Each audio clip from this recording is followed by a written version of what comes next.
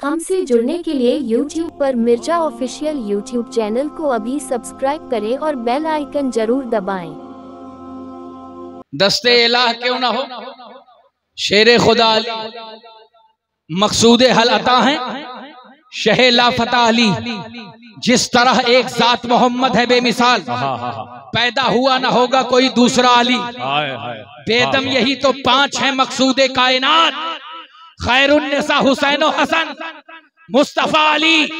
मतलब क्या समझे, ये पंजतने पाक जिसके सीने में मौजूद है, दुनिया की सारी ताकतें उसके खिलाफ हो जाएं, दुनिया के सारे सिस्टम उसके खिलाफ हो जाएं, दुनिया के सारे निजाम उसके खिलाफ हो जाएं, जिसके दिल में पंजतन है इंशाअल्लाह न उस दिल को कुछ हो सकता है, जिसके घर में पंजतन है न उस घर को कुछ हो सकता है। अपनी फिक्रों को पंजतनी बनाए, अपने जहनों को पंजतनी बनाए। कुरान अजीम की आयत करीमा की तिलावत का शर्फ मैंने हासिल किया और थोड़ी सी तमहीद जो मैंने पेश की थी, आपके जहन की तवज्जो उन वादियों की तरफ लेके जाना चाहता हूं। आज हम और आप अपने घरों में बड़ी चैन की नींदें सो रहे हैं। हालात कितने खराब हैं, वाकयात कितने खराब हैं, जुल्म का दौर दौरा है। हमको आपको चाहिए कि शुरुआत अपने घर से करें, अपने अंदर बदलाव लाएं, अपनी सोच के अंदर बदलाव लाएं। क्या हम कोई ऐसा काम नहीं कर सकते जिसकी बुनियाद पर कल मुस्तफा हम पर नाज करें? आज हालात पर नजर करें तो मुस्लिम कम्युनिटी के अंदर 80% बुराइयां हैं। शराब की लानत ने न जाने नई नस्लों को कौन से रुख पे डाल दिया। जुए की लानत ने उम्मते मुस्लिमा को तबाही के दहाने पर लाके रख दिया है।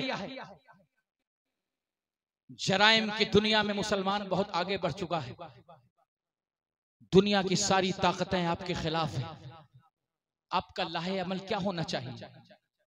आपकी सोच क्या होनी चाहिए? ये ईमान के मुर्दा होने की बड़ी दलील है कि 57 इस्लामिक कंट्रियां मौजूद हैं, मगर एक कंट्री भी जुल्म के खिलाफ बोलने के लिए खड़ी नहीं हो रही। जो बोल रहे हैं, आप जानते हो पिछली कौमों पर क्यों अजाब आया? पिछली कौमें क्यों तबाह कर दी गई? क्यों वो जमीन में धंसा दिए गए? क्यों उन पर आग की बारिशें हुई? क्यों वो पहाड़ों के नीचे डाल दिए गए?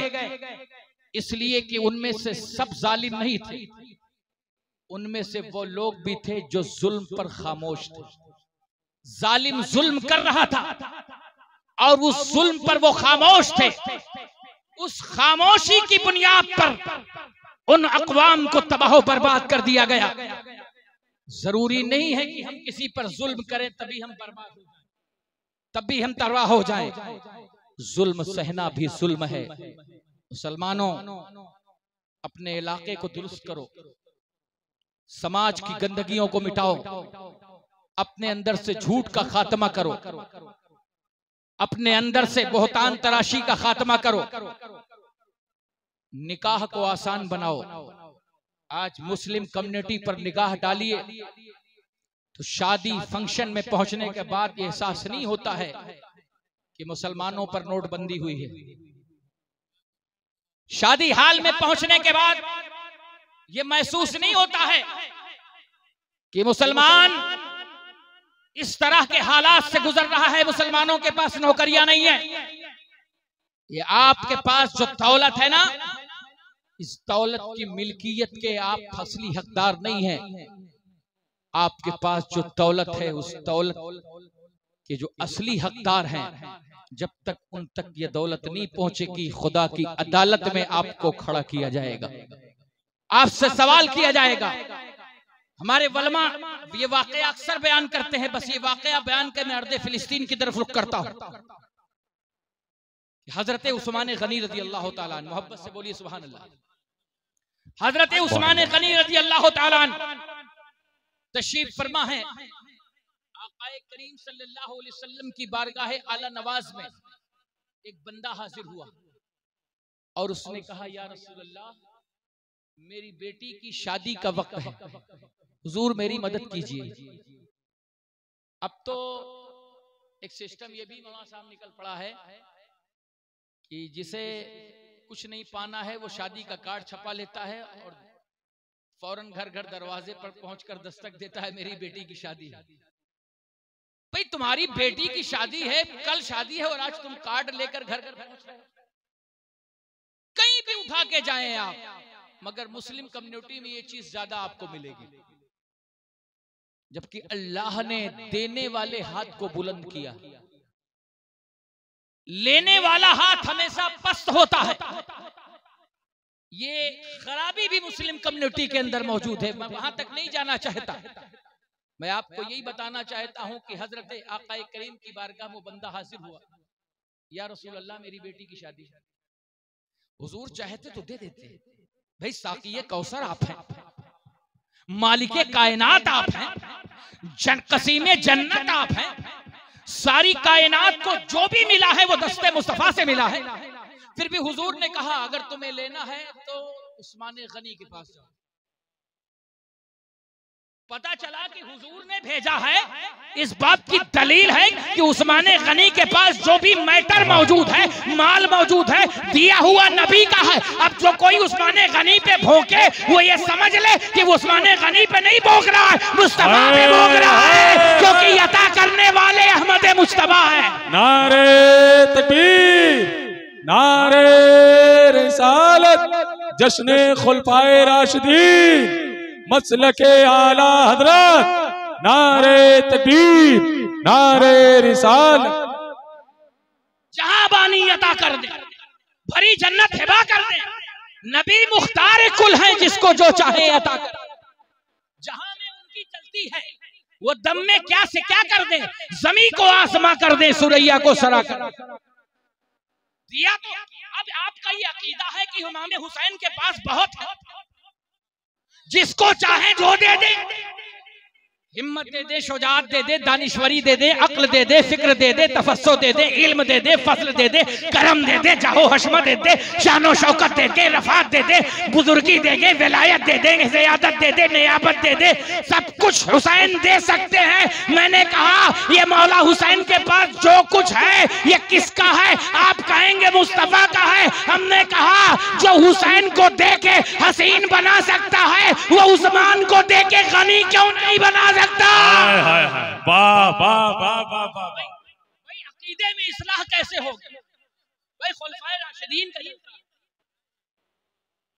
इस पर झगड़ा क्यों है? भाई जो कुछ भी मौला हसन के पास है हुजूर का, भाई दो ही लोग बेशक कह रहे हैं, बाकी लोगों को समझ में नहीं आ रहा। ये बात तो जहन में आप रखें कि जो कुछ भी दिया हुजूर ने दिया। अली को मुश्किल कुशा बनाया, हुजूर ने बनाया। फारूक आजम को अदल का बादशाह हुजूर ने बनाया। सदाकत की डिग्री अबू बकर को हुजूर ने दी। हजरत उस्मान को गनायत का ताजदार हुजूर ने बनाया। तो अकीदा रखना चाहिए जो हुसैन की विलायत को इतनी ताकत दे सकता है कि जो चाहे जहां चाहे जिस जगह चाहे कर सकते हैं। जब एक हुसैनी इतना ताकतवर है कि उसको हिंदुस्तान की हुकूमत को एक प्याले में समेट सकता है, जिसको नबी ने अपनी बेटी सौंपी हो, उस गनी की ताकत का आलम क्या होगा? सुभान अल्लाह। नारे तकबीर, नारे रिसालत, फैजान इमाम हुसैन, नारे तकबीर, नारे रिसालत। भाई ये बात तो आपके ज़हन में आनी चाहिए। मुस्तफा ने बेटी दी, अब किसी के ज़हन में ये आए कि नहीं बेटी दी ही नहीं, तो मैं उस सवाल का जवाब नहीं दूंगा। हमारा तो मानना है मुस्तफा ने दिया। कायनात आ रही है, हुजूर लेटे हैं, सरकार के लेटने के अंदाज में कोई फर्क नहीं, इस्तिराहत फरमाने के अंदाज में कोई फर्क नहीं, मगर जैसे ही जूदो सखा का बादशाह सुबुक रफ्तारी के साथ बारगाहे नियाज में हाजिर हुआ, नबूवत बैठ गई, रसालत बैठ गई, बादशाह नबूवत बैठ गए, सलातीन सुल्ताने रसालत बैठ गया। सिदरा का मकी जिसकी बारगाह में नियाजमंदाना अंदाज से हाजिरी दे वो साथ बैठ गई। तो एक सवाल पैदा हुआ, अबू बकर आए लेटे रहे, उमर आए लेटे रहे, अली आए लेटे रहे, तलहा आए लेटे रहे, जुबैर आए लेटे रहे, अब्दुल्ला इब्ने जुबैर आए लेटे रहे, हजरत अब्दुल्ला इब्ने मसूद आए लेटे रहे, सहाबा की जमात आए लेटे रहे। मगर जैसे ही हजरत उस्मान गनी आए, मुस्तफा उठ के बैठ गए। ये सवाल पैदा हुआ कि बात क्या है? सदाकत आए लेटे, अदालत आए लेटे, सहाबा आए लेटे, मगर उस्मान में आखिर बात क्या है कि मुस्तफा उठ के बैठ गए, तहबंद को दुरुस्त किया, इत्मीनान सुकून के साथ बैठ गए। लोगों ने पूछा हुजूर बात क्या है? कहा मैं उससे हया ना करूं जिससे कायनात हया कर रही है। हाय हाय हाय हाय, वाह वाह वाह वाह, सुभान अल्लाह सुभान अल्लाह, जिंदाबाद जिंदाबाद, सुभान अल्लाह सुभान अल्लाह, क्या कहना सुभान अल्लाह। मैं उससे हया ना करूं, हुजूर ने हया की। अब जिसको हुजूर की हया चाहिए भाई, वो दामन हुसैन का अगर हाथ से नहीं जाने देता तो उस्मान गनी के भी दामन को दाएं बाएं नहीं करेगी। वो हजरत उस्मान गनी रज़ी अल्लाह ताला अन्हु। और यकीन ना आए तो कहीं और ना जाओ, सूरह फतह उठाओ भाई, ज्यादा आगे बढ़ो ना, सूरह फतह उठाओ और सूरह फतह में ये तर्जुमा आला हजरत का ही नहीं, किसी भी मौलवी का उठा लो और उसको पढ़ो इंसाफ की नजर से कि जब मक्के में उस्मान गनी गए, सुलह हुदैबिया के मौके पर आने में ताखीर हो गई, तो बताओ हुजूर के दाहिने हाथ पे हुजूर का बायां हाथ क्यों रखा था? वजह क्या थी? वो हाथ किसका था? हाथ तो हकीकत में नबूवत का था, रसालत का था, फातिमा के जद, फातिमा के अब का था, सैयदा के बाबा का था। मगर हकीकत देखो तो रसूल ने बता दिया, देखो देखो हाथ तो मेरा ही है, मगर इस हाथ को एक और नजरिए से देखोगे तो ये हाथ उस्मान गनी का भी लगेगा। आपने अपना हाथ वाह वाह वाह, हाथ दाहिने पे रखा और कहा ये हाथ उस्मान गनी का। मोहब्बत किया करो क्योंकि नबी ने इनसे प्यार किया, हुजूर ने इनसे मोहब्बत की। अब उस वाक़े की तरफ लेके जाता हूं उल्लामा, ये मौजू भी नहीं था लेकिन एक चंद बातें आ गई तो आपके ज़हन की बात ये तक पहुंच गई। उम्मत में इत्तेहाद कैसे पैदा हो, यही तकरीर का इख्तिताम होगा। या रसूल अल्लाह बेटी की शादी कर रहा हूं, मगर आज हमारी सोच है कि जिसके पास 10 लाख रुपया है, जब तक सारा समाज ना देख ले, देखो भाई ना दिखावे के लिए शादी करो, ना दिखावे के लिए जलसा करो। आप जिसको दिखाना चाहते हैं वो देख के चला जाएगा, मगर जिसके लिए दिखाना चाहते हो उसे पसंद ही नहीं, उसे नामो नमूद नहीं पसंद, उसे रिया पसंद नहीं, उसे तो दिल की कैफियत पसंद है। सच्चे दिल के साथ जो अमल पेश करोगे वो जमीन की तनावों से होता हुआ आसमान की वसअतों तक।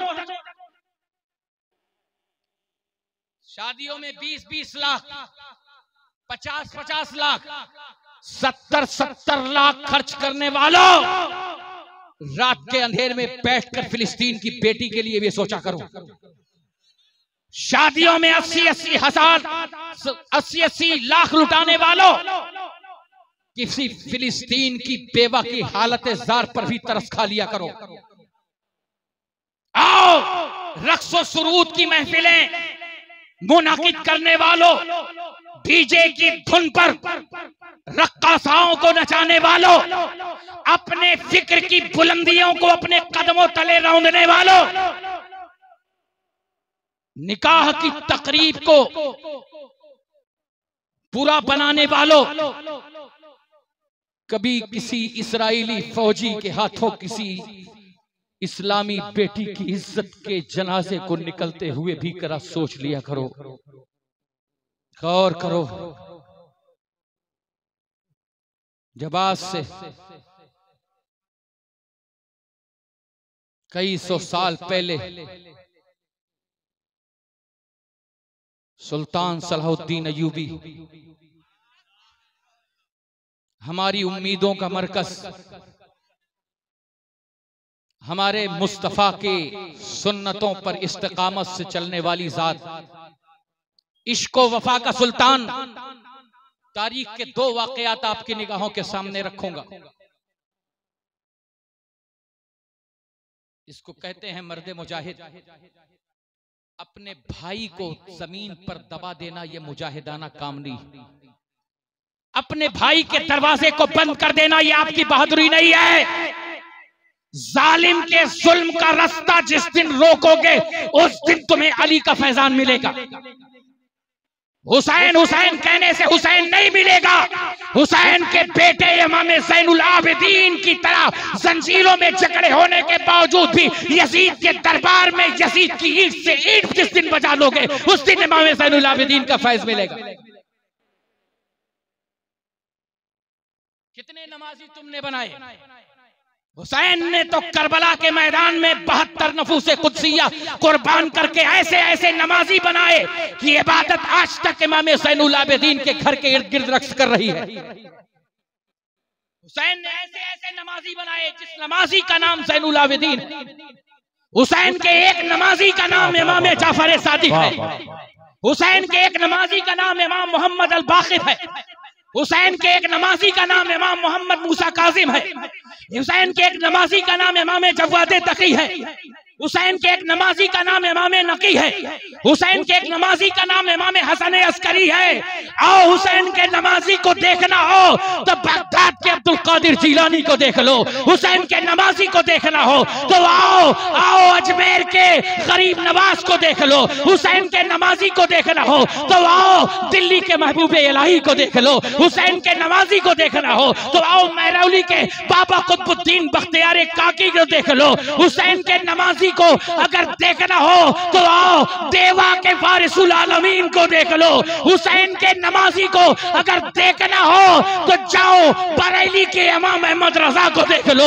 हुसैन के नमाजी को अगर देखना हो तो जाओ बरेली के मुफ्ती आजम हिंद को देख लो। हुसैन के नमाजी को देखना हो तो हाफिज मिल्लत को देख लो। हुसैन के नमाजी को देखना हो तो सदरुल शरिया को देख लो। अगर हुसैन के नमाजी को देखना हो तो जाओ अल्लाह के वलियों को देख लो। ये हुसैन के वो नमाजी हैं जिनकी नमाज भी जिंदा है, नमाजी भी जिंदा है।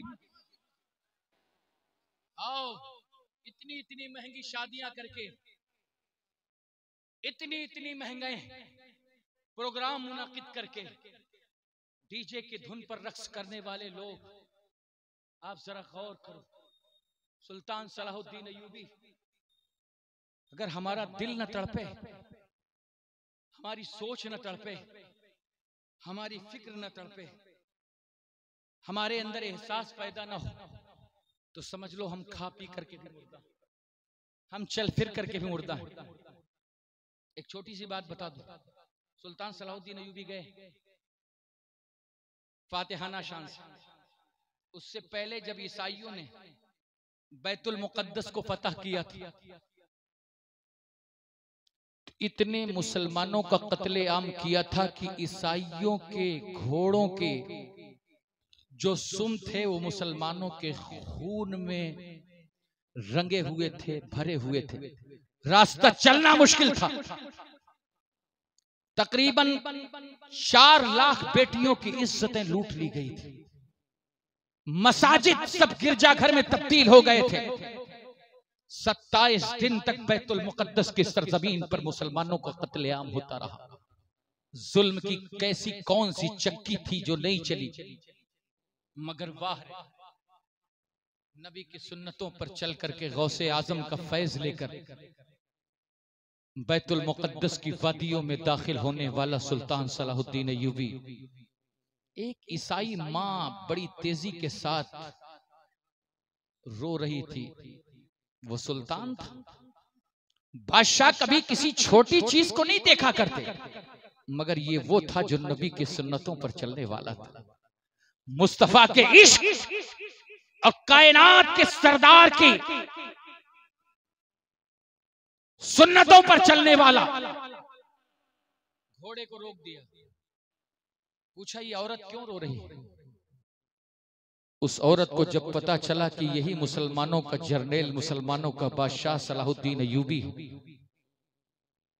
तो वो घोड़े के कदमों से लिपट गई और कहने लगी कि हुजूर, मेरी 7 महीने की बच्ची है,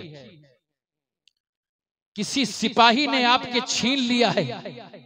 माँ की ममता तड़प रही है, मेरे दिल का सुकून गारत हो गया है। हुजूर, अगर कोई आपका सिपाही मेरी बच्ची को ले गया है तो मुझे भी वहीं ले जाए जहां मेरी बच्ची है। फतह के नशे में बड़े बड़ों को देखा है कि लाशों पर महल तामीर करने से बाज नहीं आती। यही हिंद की सरजमीन है, जब से ज़ुमामे इख्तियार हासिल है, जब से ज़ुमामे इख्तिदार हासिल है, न जाने कितनी लाशों पर महल तामीर हो चुके हैं, न जाने कितने घर खंडर बन चुके हैं। मगर एक मुसलमान का दिल कैसा होता है, एक नबी के चाहने वाले का दिल कैसा होता है। जरा गौर करिए, सुल्तान सलाहुद्दीन अय्यूबी घोड़े से उतर आए और आंसू आपकी आंखों से रवा है। आपने इरशाद फरमाया, ऐ मेरी बहन, जब तक तेरे बच्चे का सुल्तान सलाहुद्दीन अय्यूबी पता नहीं लगा लेता, वो पेट भर खाना नहीं खाएगा, वो शिकम शेर होकर के पानी नहीं पिएगा। ये कैसा दिल था जो बैतुल मुकद्दस की वादियों तक पहुंचा था। सिपाहियों को ऑर्डर हुआ कि एक ईसाई मां की बच्ची गुम हो गई है, भलाई इसी में है कि उस बच्ची को उसकी मां के हवाले कर दिया जाए, वरना अगर देर होती है तो मैं उसकी सर से, उसके बदन पर उसके सर का साया सलामत नहीं रहने दूंगा। पूरे लश्कर में मुनादी की गई। अचानक एक सिपाही सर झुकाए हुए सुल्तान सलाहुद्दीन अय्यूबी के पास एक छोटी सी बच्ची लेकर हाजिर हुआ। उसने कहा, हुजूर, मुझसे गलती हो गई, मैंने ये जाना नहीं, मुझसे खता हो गई। हुजूर, मेरी गलती को, मेरी खता को माफ कर दीजिए। सुल्तान ने बच्ची को लिया और मां के हवाले किया। मां ने छलकते हुए आंसुओं के दरमियान जो दुपट्टे को उठा के हाथ उठाए होंगे, ये सलाहुद्दीन के लिए दुआ नहीं होगी, मैं तो कहता हूं ये दुआ दीन इस्लाम की होगी। उस औरत ने बरजस्ता कहा था कि सलाहुद्दीन अय्यूबी, आप मुसलमान हुक्मरान हैं, मैंने तो अपनी फौज में भी ऐसे नरम दिल लोग नहीं देखे थे।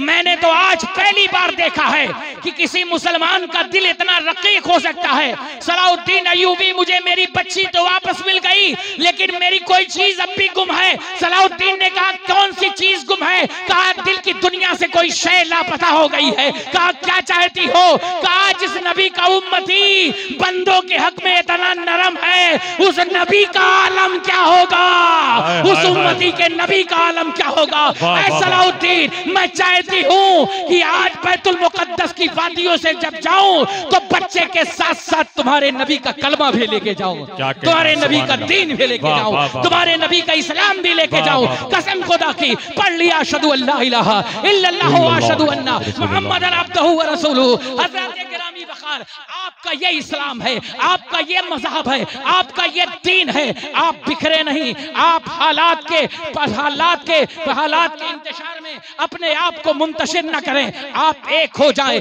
जरा जरा सी बातों पर अपने आप को आप हलाकत और तबाही के, बर्बादी के रास्ते पर न लेके जाएं। आप एक उम्मत मुस्लिमा बनकर रहें। आप अजमत अहले बैत के गुण गाएं, आप मोहब्बत सहाबा के गुण गाएं, आप इश्क की मंजिलों को तय करें। मैं ये नहीं कहता हूं कि वो दौर फिर से आज आ जाएगा, लेकिन मैं ये कहता हूं कि आप भी दुश्मन की आंख में आंखें डाल करके गुफ्तगू करने के लायक हो जाएंगे। एक वक्त आएगा कि जालिम ताकतें आपके सामने खड़ी नहीं हो सकेंगी। वक्त आपको पुकार रहा है, ईमान की सरबुलंदी के साथ आगे बढ़ें। वक्त आपको पुकार रहा है, दरियाए दजला की नहरें आपको पुकार रही हैं। आए अज़्मे सहाबा लेके चलें, आए मोहब्बत इस्लाम लेके चलें, आए दीन मतीन की सरबुलंदियां लेके चलें, आए इश्क के नगमात लेके चलें। जब ये सब लेके चलेंगे तो यकीन मानो एक दौर ऐसा होगा, एक जमाना ऐसा होगा, एक सिस्टम ऐसा होगा कि दुनिया की सारी जालिम कुव्वतें आपके कदमों में सर झुकाने शुरू हो जाएंगे।